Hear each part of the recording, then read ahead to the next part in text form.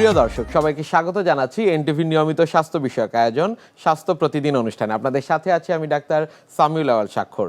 প্রতিদিনের মতো আজও আমরা একটি গুরুত্বপূর্ণ বিষয় নিয়ে কথা বলবো। আজ আমাদের আলোচনার বিষয় উচ্চ রক্তচাপজনিত কিডনি জটিলতা। এই গুরুত্বপূর্ণ বিষয়টি নিয়ে আলোচনা করবার জন্য আজ আমাদের সাথে স্টুডিওতে রয়েছেন একজন বিশেষজ্ঞ চিকিৎসক। চলুন দর্শক, অনুষ্ঠানের শুরুতেই পরিচিত হয়ে আসি আমাদের আজকের অতিথির সাথে। অধ্যাপক ডাক্তার মোহাম্মদ রফিকুল আলম। তিনি 1958 সালে মার্চ মাসে চট্টগ্রাম জেলায় জন্মগ্রহণ করেন। তিনি 1982 সালে চট্টগ্রাম মেডিকেল কলেজ থেকে MBBS ডিগ্রি অর্জন করেন। এরপর তিনি চিকিৎসা বিজ্ঞানে উচ্চতর MD FCPS ডিগ্রি লাভ করেন। তিনি সাবেক চেয়ারম্যান কিডনি বিভাগ এবং সাবেক প্রো ভিসি হিসেবে BMU-তে কর্মরত ছিলেন। স্যার, আপনাকে স্বাগত জানাচ্ছি আমাদের আজকের এই আয়োজনে। ধন্যবাদ আপনাকে। স্যার, উচ্চ রক্তচাপজনিত সমস্যা বাংলাদেশ প্রেক্ষাপটে উচ্চ রক্তচাপ থেকে কিডনি জটিলতা, সেই ধরনের রোগীর সংখ্যাটি কেমন দেখছেন? ক্রনিক কিডনি ডিজিজের অন্যতম প্রধান কারণ, যদি ডায়াবেটিস 1 নম্বর কারণ হয়, তাইলে উচ্চ রক্তচাপ হচ্ছে 2য় প্রধান কারণ সারা বিশ্বে এবং বাংলাদেশেও তাই। যখন হাই প্রেশার নিয়ে রোগীরা আমাদের কাছে আসে, কোনো সিমটম নিয়ে আসে অথবা চেক আপ করতে গিয়ে হাই প্রেশার ধরা পড়ে রুটিন পরীক্ষা করতে গিয়ে, অনেক সময় আমরা প্রেশারের চিকিৎসাটা দেই, কিন্তু প্রেশারের কারণ অনেক সময় আমরা দেখতে যাই না, অথবা এই প্রেশারটার কারণে তার শরীরে অন্য কোনো অর্গান এফেক্টেড হয়েছে কিনা, ড্যামেজ হয়েছে কিনা। যেমন উচ্চ রক্তচাপের জন্য আপনার কিডনি ড্যামেজ হতে পারে, আপনার হার্টের উপরে এটা চাপ পড়তে পারে, হার্ট বড় হয়ে যায়, ইসকেমিক হার্ট ডিজিজ হয়, ব্রেনে স্ট্রোক হতে পারে, এরকম অনেক কিছু। তো সেই জিনিসগুলো আমরা অনেক সময় আমরা ওইভাবে পুঙ্খানুপুঙ্খে দেখি না। আমরা অনেক সময় ঠিক আছে, প্রেশার বেশি আছে, ওষুধ দিয়ে দিলাম।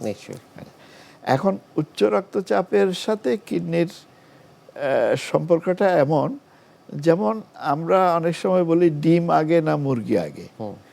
তো এখন উচ্চ রক্তচাপ জন্য কিডনি আক্রান্ত হলো না কিডনি অসুস্থ বলে উচ্চ রক্তচাপ হলো, এটা কিন্তু একটা ইম্পর্টেন্ট ইস্যু। ক্রনিক কিডনি ডিজিজের প্রায় 90% বেশি উচ্চ রক্তচাপ থাকে। এখন উচ্চ রক্তচাপ থেকে আবার ক্রনিক কিডনি ডিজিজ হতে পারে। বেনাইন এসেনশিয়াল হাইপারটেনশন যেটা আমরা বলি, সেটা 20 থেকে 25 বছর পর্যন্ত যদি কারো থাকে, বিশেষ করে অনিয়ন্ত্রিত যদি হয়, তাহলে সেখান থেকে কিডনি আক্রান্ত হতে পারে। ম্যালিগন্যান্ট হাইপারটেনশনে কিডনি আক্রান্তের হার অনেক বেশি। ম্যালিগন্যান্ট হাইপারটেনশন মানে হচ্ছে ব্লাড প্রেশার খুবই হাই, যেমন আমরা যেটাকে সিস্টোলিক ব্লাড প্রেশার বলি, সেটা হয়তো 220 240 এরকম। ডায়াস্টোলিক ব্লাড প্রেশার 110 120 এরকম। তার সাথে রেটিনোপ্যাথি অর্থাৎ পেপিলিডেমা এরকম কন্ডিশন থাকে, যে রেটিনার মধ্যে চেঞ্জ এসে যায় এবং কিডনি ফেলিউরের হার অনেক বেশি। কিন্তু বেনাইন এসেনশিয়াল হাইপারটেনশন যেটা ম্যালিগন্যান্ট না, কিন্তু এমনি ব্লাড প্রেশার, প্রাইমারি বা এসেনশিয়াল হাইপারটেনশন, সেটা দীর্ঘদিন থাকলে কিডনি আক্রান্ত হয়। এটা একটা। আরেকটা বিষয় হচ্ছে, কিডনি যখন উচ্চ রক্তচাপের কারণে আক্রান্ত হয়, তখন সেটা যদি আমরা আর্লি স্টেজে শনাক্ত করতে পারি, যেমন ধরুন কিডনি আক্রান্ত হচ্ছে কিনা এটা বোঝার খুব সহজ কিছু উপায় আছে। প্রস্রাবের মধ্যে যদি আপনি অ্যালবুমিন দেখতে পান, অর্থাৎ অ্যালবু স্টিক দিয়ে চুবিয়ে যদি দেখেন যে প্রোটিন যাচ্ছে, তাহলে আপনি ধরে নিতে পারেন যে কিডনি কোনো না কোনোভাবে আক্রান্ত হয়েছে। বিশেষ করে যাদের লং টার্ম হাইপারটেনশন, অনেক দিন ধরে প্রেশার, ভালো কন্ট্রোলও নাই, তাদের প্রস্রাবে যদি এরকম দেখা যায় এবং তার যদি ডায়াবেটিস বা কিডনির অন্য কোনো রোগ না থাকে, তাহলে আপনি মোটামুটি ধরে নিতে পারেন যে তার এটা কিডনির আক্রান্ত হয়েছে উচ্চ রক্তচাপের জন্য।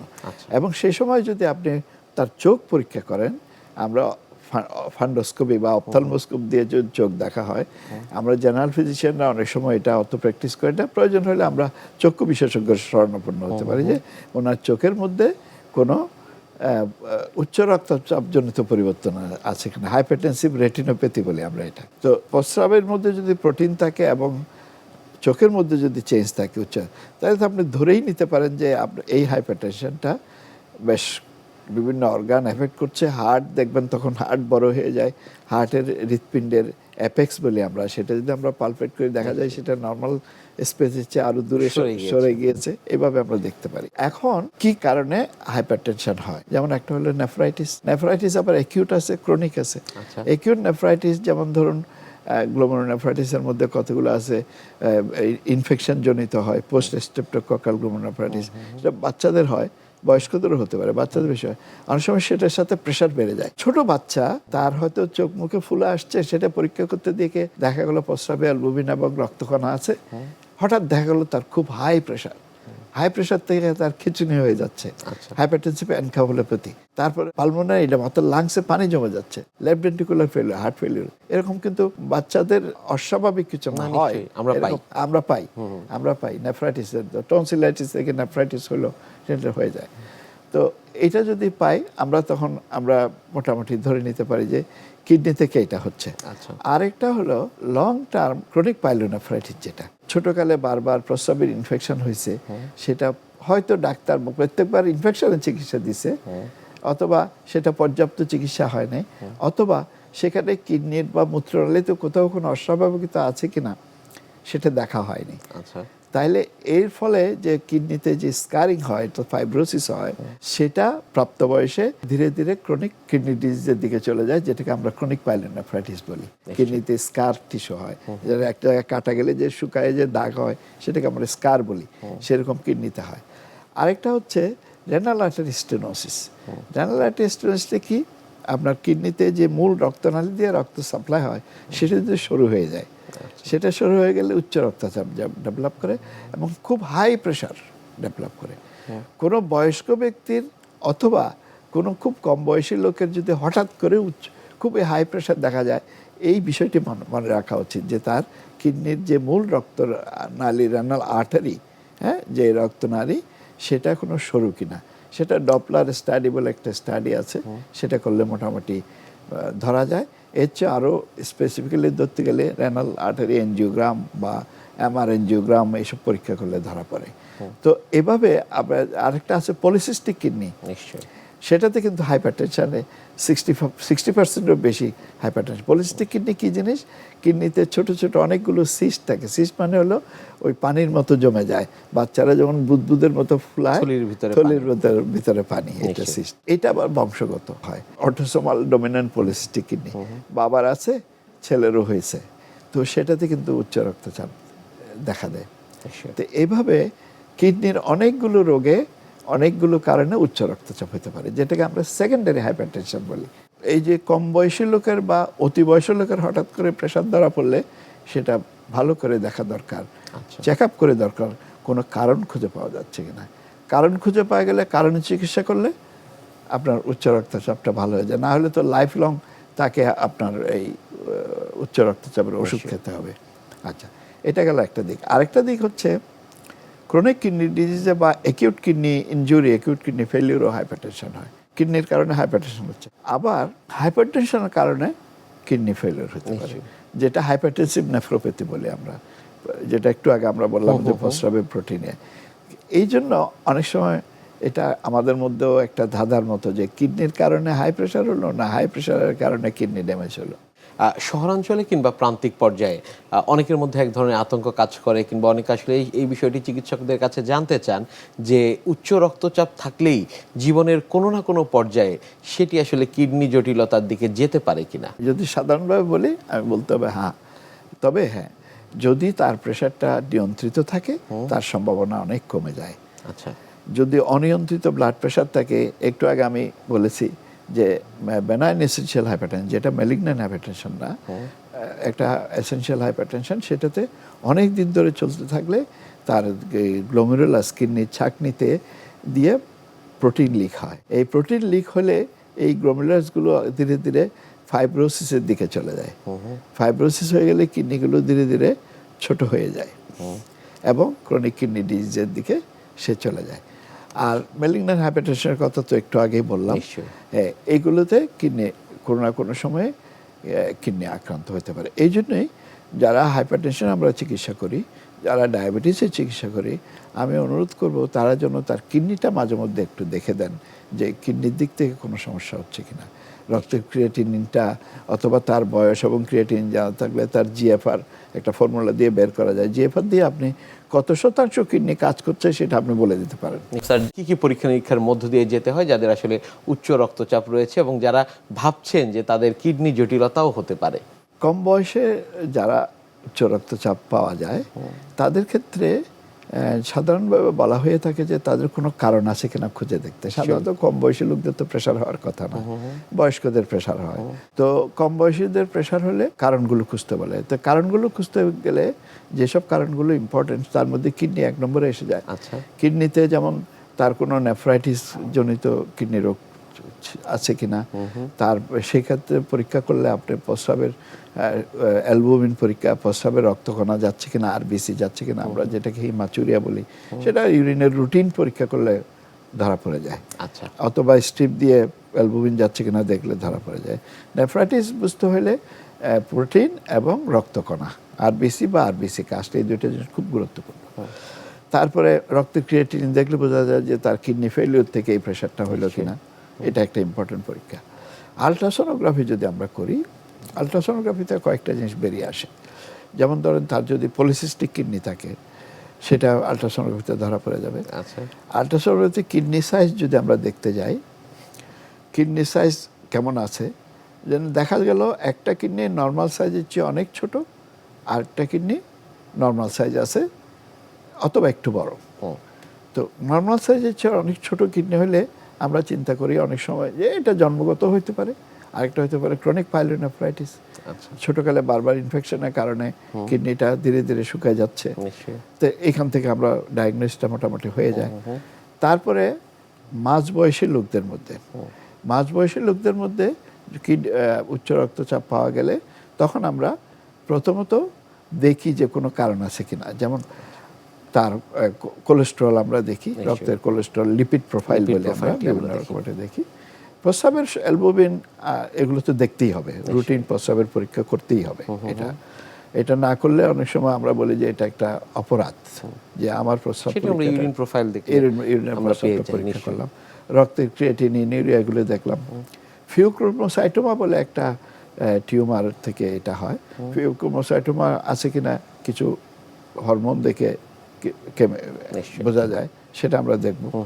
তারপরে ইউরিনে পিএমএ বলি আমরা, ওইটা ইউরিনে বেশি পরিমাণে যাচ্ছে কিনা আমরা সেটি নিয়ন্ত্রণ করতে পারি। তারপরে কিডনিতে কোনো রকম পলিসিস্টিক কিডনি, যেটা বয়স্কদের ক্ষেত্রে মাঝবয়সীদের প্রযোজ্য, সেটা আছে কিনা আমরা দেখতে পারি। ক্রিয়েটিনিন, ইউরিয়া এগুলো পরীক্ষা করা। তারপরে আর কোনো রকম অ্যাবনর্মালিটি বা অ্যানোমেলি আছে কিনা। রেনাল স্টেনোসিস ইয়াং মহিলাদের হতে পারে, পুরুষদেরও হতে পারে। ফাইব্রোমাস্কুলার ডিসপ্লাসিয়া বলে আমরা, এক ধরনের আর্টারির ওয়ালটা মোটা হয়ে তার আর্টারি সরু হয়ে যায় এটা। আর বয়স্কদের ক্ষেত্রে বেশিরভাগ হয় অ্যাথেরোস্ক্লেরোসিস, অর্থাৎ কোলেস্টেরল জমা হয়ে আর্টারিটা ন্যারো হয়ে যায় এবং উচ্চ রক্তচাপ ডেভেলপ করে। স্যার, সেগুলো নিয়ে আরো জানবো, তবে তার আগে আমাদের এই অনুষ্ঠানে একটি নিয়মিত সেগমেন্ট হচ্ছে বিভিন্ন খাদ্যের পুষ্টি গুণাগুণ সম্পর্কে আমাদের দর্শকদের জানিয়ে দেয়া। প্রিয় দর্শক, দেখছেন স্বাস্থ্য প্রতিদিন। কথা হচ্ছিল খুব গুরুত্বপূর্ণ একটি বিষয়, উচ্চ রক্তচাপজনিত কিডনি জটিলতা নিয়ে। অনুষ্ঠানের পর্যায়ে দেখে নেব বিভিন্ন খাদ্যের পুষ্টি গুণাগুণ সম্পর্কে আমাদের পুষ্টিবিদের কাছ থেকে। রক্ত আমাদের শরীরে যদি নাই থাকে, তাহলে আমরা যে স্বাভাবিক আছি এটি তো থাকা সম্ভব না। আর এই রক্তটাকে যদি ভালো রাখতে হয়, তাহলে এই বিশুদ্ধ রক্তের জন্য আমাদের একটু যত্ন নিতে হবে। যদি প্রপার ওয়েতে আমরা খাওয়া দাওয়া করি, তাহলে কিন্তু এই রক্তে কোনো নির্দিষ্ট উপাদানের ঘাটতি হয় না। আমরা সবাই জানি রক্তের ঘাটতি মানে হিমোগ্লোবিন কম। এই হিমোগ্লোবিন ছাড়াও আসলে রক্তের উপাদান অনেক কিছুই থাকতে পারে, যেটি আমাদের কম বেশি হলে শরীরে নানান রকম অসুবিধায় হয়ে যায়। হিমোগ্লোবিন বাড়ানোর জন্য বা রক্তের যে উপাদানগুলো আছে সেগুলো ঠিক রাখার জন্য, রক্তকে বিশুদ্ধ রাখার জন্য আমাদেরকে খাবারের তালিকায় অবশ্যই, যেটি আমরা সবাই মোটামুটি জানি, সেটা হলো আয়রনের ডেফিসিয়েন্সি যেন না হয় সেটি। আয়রন জাতীয় খাবারগুলো যা আছে সেগুলো সম্পর্কে বলার আগে আমি শুধু বলতে চাই যে আমরা অনেক সময় জেনে অনেক আয়রন জাতীয় খাবারগুলো খেয়ে ফেলি, কিন্তু আয়রন আমাদের শরীরে শোষণ হয়েছে কিনা বা হচ্ছে কিনা এই বিষয়ে সজাগ থাকি না, যেটি সবচাইতে জরুরি। আপনি কষ্ট করে খেলেন, অরেঞ্জ করলেন, আপনি সব কিছুই করলেন, কিন্তু সেটি আপনার বডিতে যদি কাজেই না লাগে, তাহলে আলটিমেট খেয়ে কোনো লাভ নেই। অনেকেই আমরা চিন্তা করি যে আমাদের আয়রন কম, আমরা ডিম খাচ্ছি, কিন্তু এই ধরনের একটা ভালো একটা ব্রেকফাস্ট করার পরে আপনি এক কাপ চা খেলেন, এই যে আপনি একটা চা খেলেন, আপনি যে এত সুন্দর একটা ব্রেকফাস্ট করেছিলেন, এত এক্সপেন্সিভ, হয়তো ডিম খেলেন, কিন্তু আপনার বডিতে এই আয়রনটাই অ্যাবজর্ব হলো না, তাহলে আপনি যেই চিন্তা করে আপনি যে হেলদি ব্রেকফাস্টটা নিলেন, আপনার বডিতে আসলে কোনো কাজ করলো না। তাহলে আসলে কেন এই চা আপনার অসুবিধা হলো? আসলে আয়রন শোষণের জন্য যে ক্যাফেইনটা আপনি নিয়েছেন সেটি আপনাকে বাধা দিয়ে দিয়েছে। সো আপনি যখন ব্রেকফাস্টটা করবেন, অ্যাটলিস্ট খাদ্য তালিকায় আপনি চা না রাখাটা সবচেয়ে হেলদি। তবে যদি রাখতেই চান, অবশ্যই অ্যাটলিস্ট 1 ঘন্টার একটা গ্যাপ রাখাটা ভালো। যদি আপনি বডিতে রিয়েল অ্যাবজর্পশন চান তাহলে খাবার তালিকায় আয়রন জাতীয় খাবার খাওয়ার পরে একটু ভিটামিন সি জাতীয় খাবার খাওয়া অনেক ভালো। তাতে হবে কি, আপনি যে আয়রনটা খেয়েছেন এই টোটাল আয়রনটা আপনার বডিতে দারুণভাবে অ্যাবজর্ব হবে এবং আপনি থাকবেন হেলদি এবং আপনার নানান রকম অসুখ বিসুখ থেকে আপনি ইনশাল্লাহ রক্ষা পেয়ে যাবেন। খাদ্য তালিকায় তাহলে কি রাখা যায়? আর আমরা জানি আয়রন কন্টেনিং খাবারের ভিতরে গরুর মাংস, কলিজা এই ধরনের কিন্তু খাবারগুলো অনেক জরুরি, কিন্তু এগুলো যেহেতু খুব এক্সপেন্সিভ এবং সবার পক্ষেই সবসময় রাখা পসিবল হয় না, সেক্ষেত্রে আমি বলবো যে অবশ্যই গাঢ় সবুজ শাক, স্পেশালি কচু শাক, এখন শাকও খুব এক্সপেন্সিভ কিন্তু তারপরেও এটি আমাদের অনেকের হাতের কাছে সহজে পাওয়া যায়। যারা একটু গ্রামে থাকেন বা আমাদের উঠানের দিকেও দেখা যায় যে এই ধরনের গাঢ় সবুজ শাকগুলো আমরা যেমন ধরেন পালং শাক বা কলমি শাক এগুলোও কিন্তু আমরা একটু গার্ডেনিংও করতে পারি। এই ধরনের শাকগুলো আমরা যখন খাবো একটু ভর্তা করেও খেতে পারেন, একটু রান্না করেও করতে পারেন, একটু ঝোল করে করতে পারেন, কিন্তু তার সাথে অফকোর্স যেটা জরুরি সেটা হলো একটু লেবু, ভিটামিন সির জন্য।